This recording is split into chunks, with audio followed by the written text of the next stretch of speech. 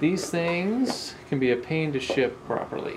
Okay. Just because of their weight and often their size. Okay. But we're going to do our best to give you a good primer on how to ship these safely so they arrive to us in one piece. In one piece, yeah. So I just want to say that the ideal would be that you saved the original packing material. Absolutely. That the machine came in. But if you moved and that got left behind, how can you remedy that? We're going to have to improvise. Okay. So first things first, when you're going to get your machine ready to ship, drain the water tank, drain the boiler if you can. If it's got anything in the drip tray, like grounds, knockbox, anything like that, take it out, empty it out so it doesn't get mixed up in your packing materials while it's shipping, doesn't arrive here soaking wet, doesn't freeze if it's going on an airplane, things like that. Okay. Once you got your machine and you're ready to go, remove accessories. So things like this, your portafilter, if you had any other stuff stuck to the front, you don't take it off. We don't want it to get broken off during shipping. We don't want it to get lost in the packing materials. Okay. And you could probably, like, on the example with this machine, that cup rail you probably could just leave behind if you were sending it in for repair. You don't really need that. Unless the rail itself was broken, it's probably fine to just leave that. Exactly. Okay. And your portafilter, if you're going to send that in, you want to be sure to take it off separately and then add a couple of sheets of bubble wrap to it. Okay. Just to be sure it doesn't get dented or dent the machine. And when you take your portafilter, kind of lay it at an angle. I find this is the way I like to do it. Okay. And you can kind of wrap around like that. It'll make sure that that little nozzle there gets a couple layers of bubbles over it so that it doesn't hit the side of your machine. And dent it all up. Okay. Yeah. I want to keep these looking nice. Yes. Once you get your machine accessories off and boiler drained and water tank drained, you want to put a bag around it just to keep the machine clean, keep it looking nice. If it does leak, it won't leak into your packing materials and soak through your box, you know, just in case. Okay. And you can just fix the bag on your machine with a little bit of packing tape or something underneath. Okay. However you like to bag it, just as long as it gets kind of closed in there. Got it. Once you've got your machine bagged up, find yourself a box that is an appropriate size for it. All right. You want to get a box that's going to be big enough for your machine to fit in with about 3 or more inches of space around each side. Okay. And that will add cushion for the machine while it's in transit, so if it shakes from side to side, it's not going to like hit the side of the box, not going to punch a hole in the box. If something, you know, happened to like hit the side of the box and go through, it's not going to hit your machine. Okay. Once you got your machine bagged up, once you got your box picked, you want to put something in there that will cushion it along the bottom. Now you can do that with a couple layers of corrugated cardboard like this. Okay. Like 2 or 3 inches of cardboard. Just cut up old boxes, lay them down the bottom of the box.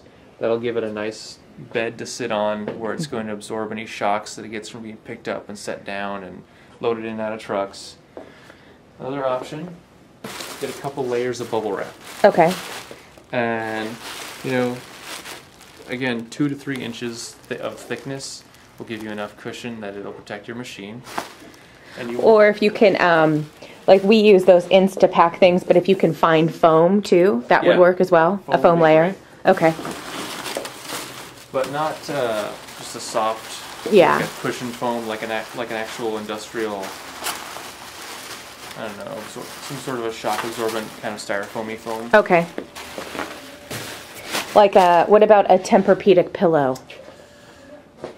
It depends on how dense that foam would be, Kat. I'm not sure what your sleep number is on your bed, but it just kind of depends. You want it to have enough resistance that the machine's weight is not going to crush it in transit. Got it. All right.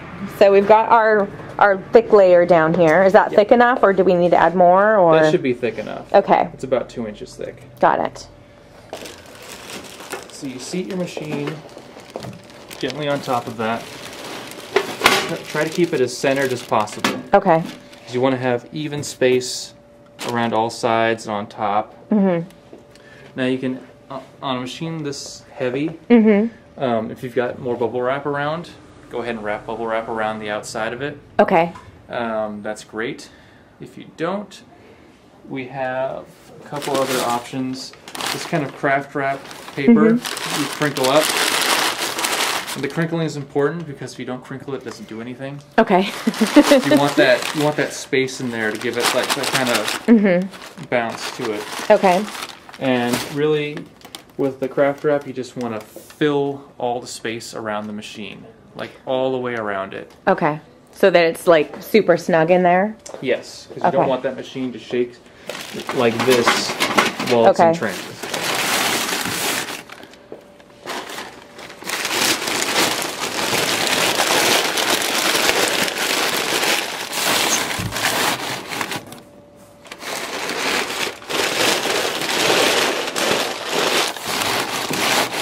You get it in just like that, all the way around the machine, and that'll keep it from smashing against the side of the box. Okay.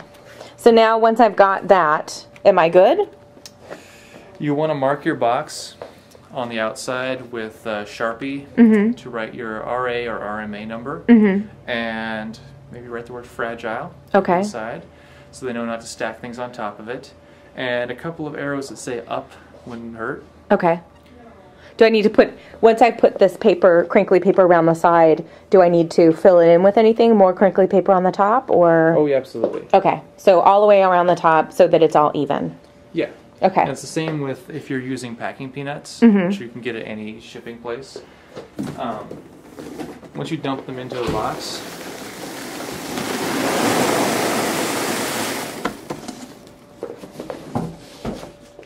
if you're gonna, any packing materials you use, no matter what they are, you're gonna kind of shake the box, let them settle in there. Okay.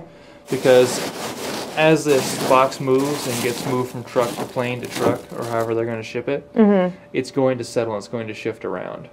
Are peanuts okay to use as the surround on this weight of a machine, or should I use something more substantial like that paper or Peanuts will work. Okay. But you can see how much space I have between the wall of the box and the machine. Like, you want to have a good number of inches between your box and your machine. Okay. Worth of peanuts, because these will compress during transit. Like, they will just get squished flat. Okay. And you want to be sure to have enough in there that if the machine takes a couple days to get where it's going, if it's on a truck, if it's being pushed in against other boxes, that the material you use to pack it has enough like elasticity or resistance to keep it from just being crushed completely. Okay. And but you can't use the packing peanuts on the bottom. Wouldn't recommend it unless you go really thick. If you have a really big box, okay, you know, maybe 4 inches of packing peanuts to have the machine settled on. Got it. Because it will. This machine weighs enough that it will just squish those flat. Yes, it will.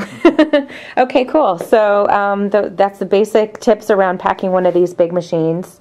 And obviously, if you have questions about it, if you're sending your machine to us, give us a call. We'd love to hear from you. Tristan will walk you right through it. Absolutely. Thank you.